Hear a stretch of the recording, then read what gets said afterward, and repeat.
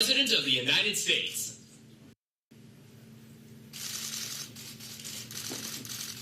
Well, thank you very much. I appreciate it.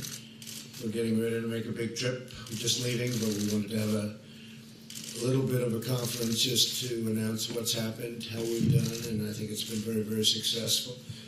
We've concluded a really tremendously successful G7 and would like to provide you with an update. And you know, the gentlemen up are the legendary Larry Kudlow and the legendary John Bolton. We had a good meeting both on defense and environment and, frankly, on tariffs, which are what we're here for.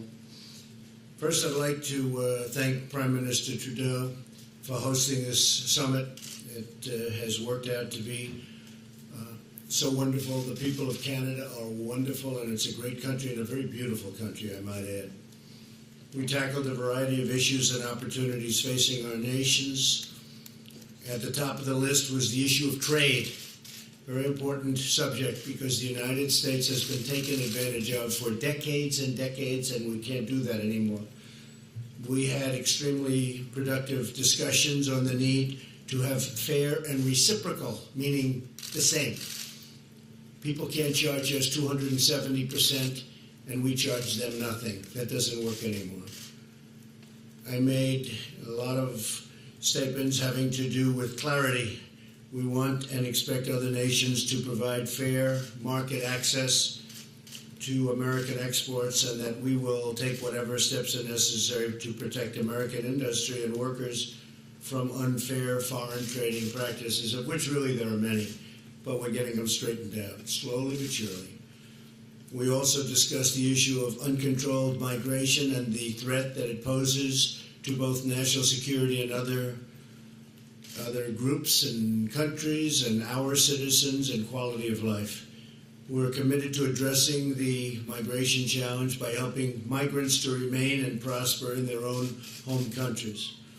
A wide array of national security threats were addressed, including the threat of Iran. The G7 nations remain committed to controlling Iran's nuclear ambitions. With or without them, those ambitions are going to be controlled, along with efforts to combat terrorism and extremism and those who spread this deadly ideology. The nations of the G7 are bound together by shared values and beliefs. That came out loud and clear. Each of our nations is totally unique with our own people and our own sovereign obligations, but we can coordinate together and achieve a common good, a good for all of our people, all of our nations. We're linked in the great effort to create a more just, peaceful, and prosperous world. And from the standpoint of trade and jobs and being fair to companies, we are really, I think, committed. I think they are starting to be committed to a much more fair trade situation for the United States, because it has been treated very, very unfairly. And I don't blame other leaders for that. I blame our past leaders. There was no reason that this should have happened. Last year, they lost 800, we as a nation, over the years, but the latest number is $817 billion on trade. That's ridiculous, and it's unacceptable, and everybody was told that. So I don't blame them. I blame our leaders. In fact, I congratulate the leaders of other countries for so crazily being able to make these trade deals that were so good for their country and so bad for the United States. But those days are over. In just a few minutes, I'll be leaving for Singapore. I'll be on a mission of peace, and we will carry in, really, in my heart, we're going to be carrying the hearts of millions of people from all over the world. We have to get denuclearization. We have to get something going. We really think that North Korea will be a tremendous place in a very short period of time. And we appreciate everything that's going on, and we appreciate the working together with North Korea. They're really working very well with us. So I say, so far, so good. We're going to have to see what happens, and we're going to know very soon. So I'll be leaving as soon as we're finished with this conference. I'll be leaving, and I very much look forward to it. I think it's very important for North Korea and South Korea and Japan and the world and the United States. It's a great thing, and we'll see what happens. Okay, any questions? Yes, yes. Mr. President, you're about to embark on what may be the most important meeting you've ever had in your life. What's in your gut?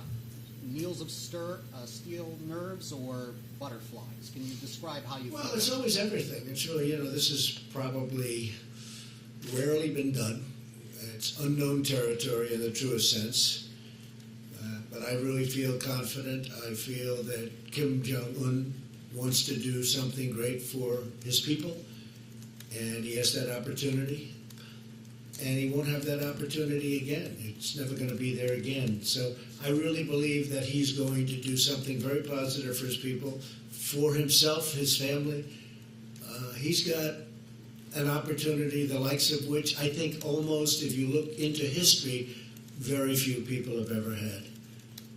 He can take that nation with those great people and truly make it great. So it's a one-time shot, and I think it's going to work out very well. And that's why I feel positive, because it makes so much sense. And we will watch over it, we'll protect, and we'll do a lot of things. I can say that South Korea, Japan, China, many countries want to see it happen, and they'll help. They'll all help. So this is a great time. This has not happened in all of the years that they've been separated by a very artificial boundary. This is a great opportunity for peace, and lasting peace, and prosperity. Yes, ma'am. President, did you raise bringing Russia back into the G7 during your meetings? And when have you last spoken to Vladimir Putin? Do you expect to meet him in Vienna this summer? Yeah, I have not spoken to Vladimir Putin in quite a while. It has been discussed. We didn't do votes or anything, but it has been discussed. Some people like the idea of bringing Russia back in. This used to be the G8, not the G7. And something happened a while ago where Russia is no longer in. I think it would be an asset to have Russia back in. I think it would be good for the world. I think it would be good for Russia. I think it would be good for the United States. I think it would be good for all of the countries of the current G7. I think the G8 would be better. I think having Russia back in would be a positive thing. We're looking for peace in the world. We're not looking to play games. Okay, question? Yes. Mr. President, you said that this was a positive meeting, but from the outside it seemed quite contentious. Did you get any indication from your interlocutors that they were going to make any concessions to you? And I believe that you raised the idea of a tariff-free G7. Is that I did. Oh, I did. That's the way it should be. No tariffs, no barriers. That's the way it should be. How did it go down? And no subsidies. I even said no tariffs. In other words, let's say Canada, where we have tremendous tariffs. The United States pays tremendous tariffs on dairy, as an example, 270%. Nobody knows that. We pay nothing. We don't want to pay anything. Why should we pay? We have to, ultimately, that's what you want. You want a tariff-free, you want no barriers, and you want no subsidies, because you have some cases where countries are subsidizing industries, and that's not fair. So you go tariff-free, you go barrier-free, you go subsidy-free. That's the way you learned at the Wharton School of Finance. I mean, that would be the ultimate thing. Now, whether or not that works, but I did suggest it, and people were, I guess they're going to go back to the drawing board and check it out, right? But we can't have an example where we're paying, the United States is paying 270%. Just can't have it. And when they send things into us, you don't have that. I will say it was not contentious. What was strong was the language that this cannot go on. But the relationships are very good, whether it be President Macron or with Justin. Justin did a really good job. I think the relationships were outstanding. But because of the fact that the United States leaders of the past didn't do a good job on trade, And again, I'm not blaming countries, I'm blaming our people that represented our past. It's going to change. It's going to change. I mean, it's not a question of, I hope it changes. It's going to change 100%. And tariffs are going to come way down because people cannot continue to do that. We're like the piggy bank that everybody's robbing, and that ends. In fact, Larry Kudlow is a great expert on this, and he's a total free trader. But even Larry's seen the ravages of what they've done with their tariffs. Would you like to say something, Larry, very quickly? Might be interesting. Well, one interesting point in terms of the G7 group meeting, I don't know if they were surprised with President Trump's free trade proclamation, but they certainly listened to it, and we had lengthy discussions about that. As the President said, well, reduce these barriers. In fact, go to zero. Zero tariffs. Zero non-tariff barriers. Zero subsidies. And along the way, we're going to have to clean up the international trading system, about which there was virtual consensus of agreement on that. And that will be a target. And these are the best ways to promote economic growth. We'll all be better at it. We'll all be stronger at it. So I myself was particularly gratified to hear my president talk about free trade. Thank you, sir. And it's very unfair to our farmers. Our farmers are essentially, whether it's through a barrier, non-monetary barrier, or whether it's through very high tariffs that make it impossible. And this is all over the world. This isn't just G7. I mean, we have India where some of the tariffs are 100%. 100%. And we charge nothing. You can't do that. And so we are talking to many countries. We're talking to all countries. And it's going to stop. Or we'll stop trading with them. And that's a very profitable answer if we have to do it. Yes, sir. Thank you, Mr. President. Another question on trade. You just said that you think that the tariffs are actually going to come down, but it does appear that these various countries are moving forward with retaliatory tariffs on the U.S. Did you get any concessions or any agreements with any of these countries not to move forward with those tariffs, and are you willing to not move forward? Well, if they retaliate, they're making a mistake, because you see, we have a tremendous trade imbalance. So when we try and bring our piece up a little bit so that it's not so bad, and then they go up, right? The difference is they do so much more business with us than we do with them that we can't lose that. You understand? We can't lose it. And as an example, with one country, we have $375 billion in trade deficits. We can't lose. You could make the case that they lost years ago. But when you're down $375 billion, you can't lose. And we have to bring them up. So there's very bad spirit when we have a big trade imbalance and we want to bring it up to balance, just balance, and they keep raising it so that you never catch. That's not a good thing to do. And we have very, very strong measures that take care of that, because we do so much. The numbers are so astronomically against them in terms of anything, as per your question. We win that war 1,000 times out of 1,000. Yes, yes, sir. Are you close to a deal on NAFTA, your press secretary said?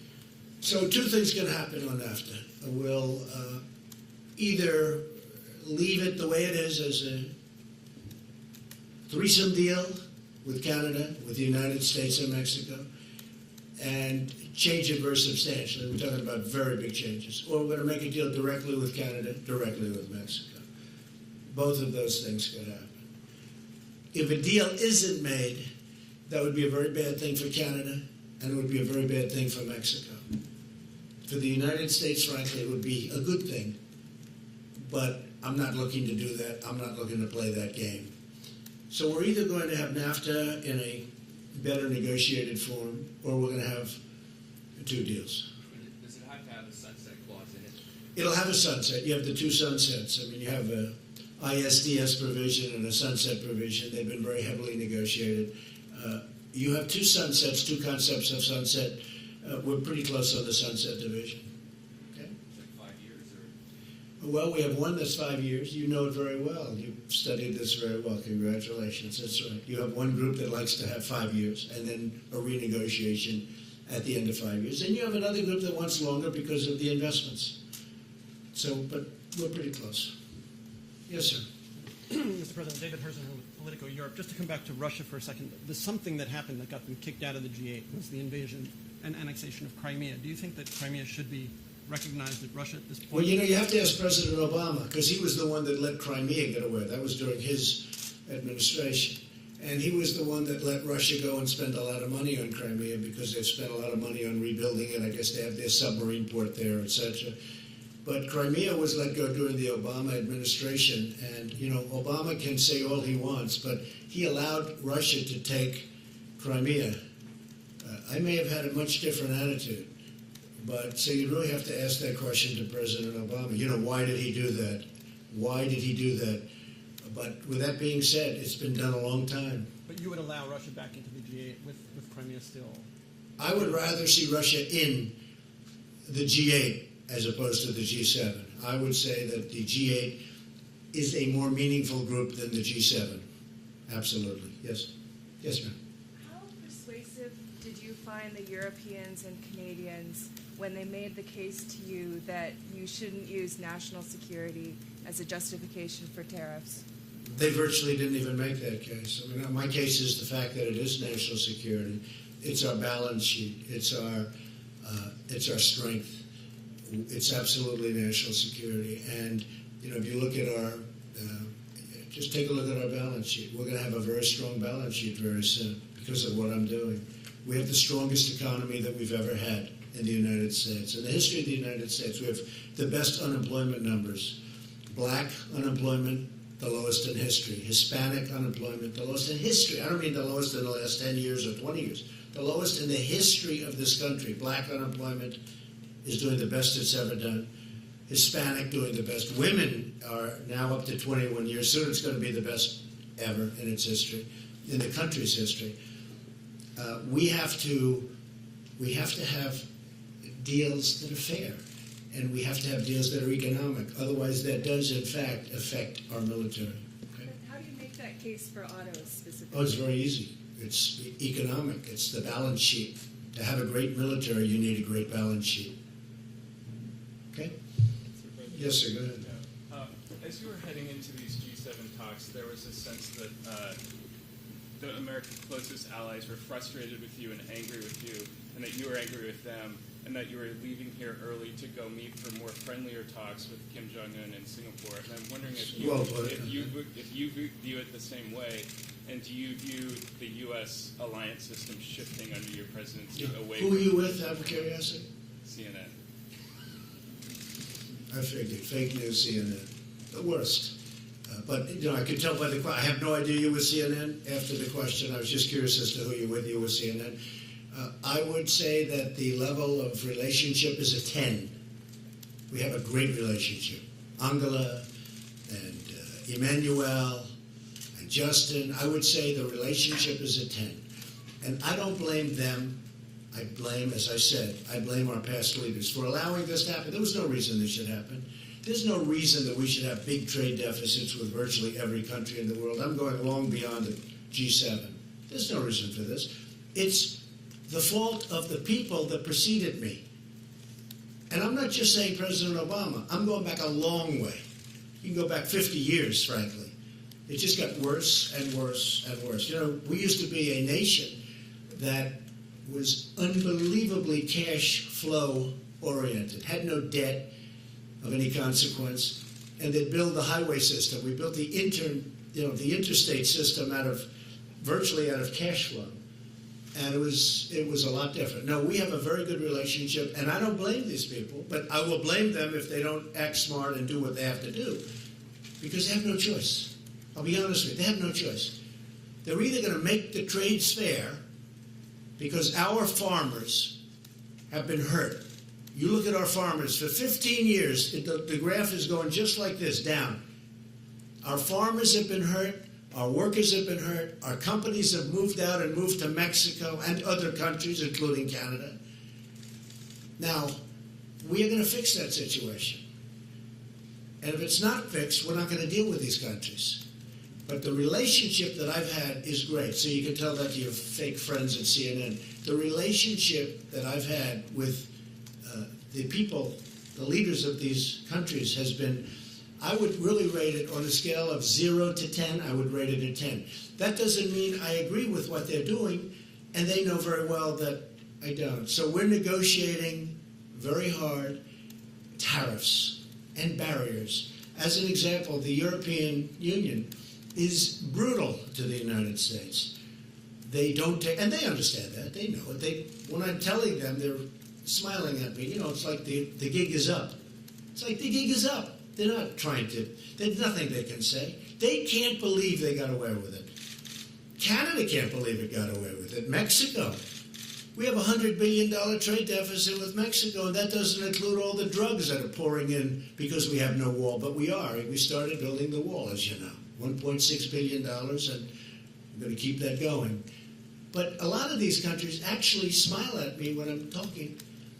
And the smile is, we couldn't believe we got away with it. That's the smile. So it's going to change. It's going to change. They have no choice. If it's not going to change, we're not going to trade with them. Okay, how about a couple of more? One more. Go ahead in the back. Thanks, Mr. President. Eliana Johnson with Politico. Yes, hi. Going into these talks with Kim Jong-un, do you have a clear objective of what you want to get out of them? I have a clear objective, but I have to say, Eliana, that it's going to be something that will always be spur of the moment. You don't know. You know, this has not been done before at this level. This is a leader who really is an unknown personality. People don't know much about him. I think that he's going to surprise on the upside, very much on the upside. We'll see. But never been done, never been tested. Many people, the world leaders, I'm talking about world leaders that have been right next to him, have never met him. So we're going in with a very positive spirit, I think, very well prepared. I think, and by the way, we have worked very well with their people. They have many people right now in Shanghai. Our people have been in Singapore. Our people have been working very, very well with the representatives of North Korea. So we're going in with a very positive attitude, and I think we're going to come out fine. But I've said it many times. Who knows? Who knows? May not work out. It's a good chance it won't work out. There's probably an even better chance that it will take a period of time. It'll be a process. Is there a particular outcome that you would look for from this initial talk to judge whether you think things are going well? Well, I think the minimum would be relationship. You'd start at least a dialogue. Because, you know, as a deal person, I've done very well with deals. What you want to do is start that. Now, I'd like to accomplish more than that. But at a minimum, I do believe at least we'll have met each other. We will have seen each other. Hopefully, we will have liked each other, and we'll start that process. So I would say that would be the minimal. And the maximum, I think you know the answer to that. But I think that will take a little bit of time. Okay? Yeah. How long do you think it'll take you to figure out whether he's serious about giving Good up? question. How long will it take? I think within the first minute, I'll know. How? Just my touch, my feel. That's what I do. How long will it take to figure out whether or not they're serious? I said maybe in the first minute. You know, the way they say that you know if you're going to like somebody in the first 5 seconds. You ever hear that one? Well, I think that very quickly I'll know whether or not something good is going to happen. I also think I'll know whether or not it will happen fast. May not. But I think I'll know pretty quickly whether or not, in my opinion, something positive will happen. And if I think it won't happen, I'm not going to waste my time. I don't want to waste his time. Yes, ma'am. Are you concerned at all that just by giving him the meeting, that he's getting a win as a deal? No. That's only the fake news says that. You know, this. Look, we just got 3 hostages back. We paid nothing. They came back. They're happily ensconced in their homes with their families. They're the happiest people in the world right now. We have gotten. You know, we haven't done anything. Everyone said, you know, the haters. They say, oh, you're giving him a meeting. Give me a break, okay? There's nothing.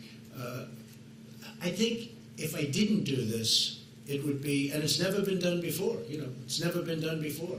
And obviously, what has been done before hasn't worked. And this is something, I can't stress this strong enough. I talked about tariffs that previous people, and I'm not looking to criticize people that were preceding me, but on tariffs, it should have never happened. Well, the same thing on North Korea. We shouldn't be in this position. We shouldn't be in this position on tariffs where we're hundreds of billions of dollars down to other countries that frankly were never even negotiated with. They never even got spoken to. I asked a top person in China, how did it get so bad? He looked at me and said, nobody ever talked to us. They were missing in action, our leaders. Well, a very similar thing, if you think about it, took place with North Korea. This should not be done now. This should have been done 5 years ago, and 10 years ago, and 25 years ago. It shouldn't be done now.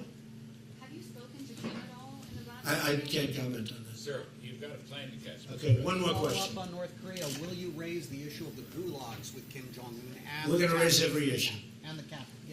Every issue is going to be raised. Mr. President, we're sitting here in Canada. You've attacked the U.S. press back home, but you've also done it now on foreign soil. I guess I'd like to ask you why you do that. And do you think Because the U.S. press is very dishonest, much of it, not all of it. Oh, I have some folks in your profession that are with the U.S., in the U.S., citizens, proud citizens, they're reporters. These are some of the most outstanding people I know. But there are many people in the press that are unbelievably dishonest. They don't cover stories the way they're supposed to be. They don't even report them in many cases if they're positive. So there's tremendous, I came up with the term, fake news. It's a lot of fake news. But at the same time, I have great respect for many of the people in the press. Thank you all very much. I appreciate it. Thank you. Thank you, Mr. President.